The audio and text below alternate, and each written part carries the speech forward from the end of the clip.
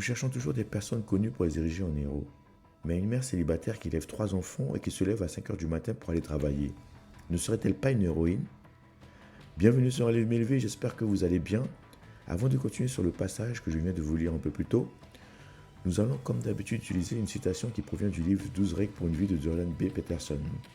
Comme ça, vous pourrez mieux comprendre d'une part la suite de la vidéo et d'autre part pourquoi j'utilise ce passage au tout début. Comment libérer le monde du terrible dilemme du conflit d'une part et de la dissolution sociale et psychologique de l'autre? La réponse était la suivante. Par l'élévation et le développement de l'individu et par la volonté de chacun d'endosser le fardeau de l'être et de prendre le chemin de l'héroïsme. Il faut que chacun de nous accepte toute sa responsabilité, aussi bien que pour lui que pour la société et le reste du monde. Que chacun de nous dise la vérité, répare ce qui n'est plus en état, détruise et recrée ce qui est ancien et dépassé.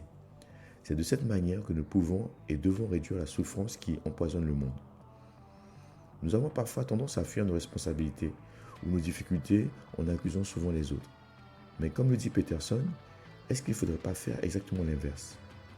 C'est-à-dire les endosser, les accepter pour prendre une voie héroïque et tout simplement grandir ou même s'élever. Lorsque j'étais à l'université, un soir, après un cours de philosophie, un ami et moi discutions de ce que nous venions d'entendre dans le cours. Nous parlions des hommes et des femmes connus, de ceux qui ont marqué notre monde.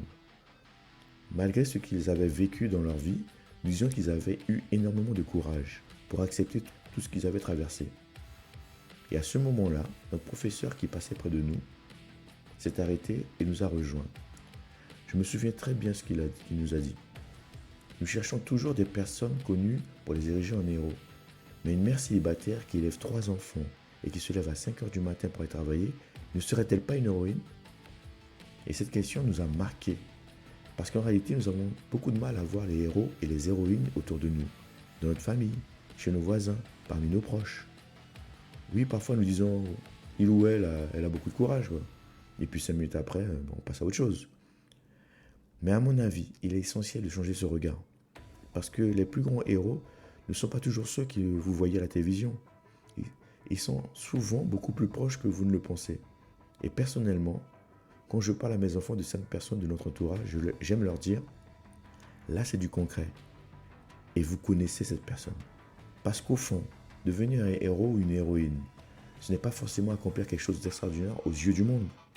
C'est peut-être simplement assumer ses responsabilités, faire face et avancer malgré les difficultés. Et je sais que beaucoup de mes proches qui regarderont cette vidéo comprendront exactement ce que je veux dire. Et sans doute, ils ou elles se reconnaîtront. Et si aujourd'hui, vous arrêtiez de vous dévaloriser et de jeter un regard sur votre propre personne, de prendre du temps de voir réellement toutes les choses que vous avez accomplies pour vous et vos proches, que vous arrêtiez de chercher des héros loin de vous pour commencer à voir ceux qui sont déjà là, ou encore mieux. Et si aujourd'hui, vous décidiez d'être fier de vous, de devenir vous-même le héros ou l'héroïne de votre propre vie, qu'est-ce que ça donnerait d'après vous? Merci d'avoir regardé cette petite vidéo. Si ça vous a plu, vous mettez un petit like et abonnez-vous. On se retrouve très bientôt pour le prochain thème. Prenez soin de vous.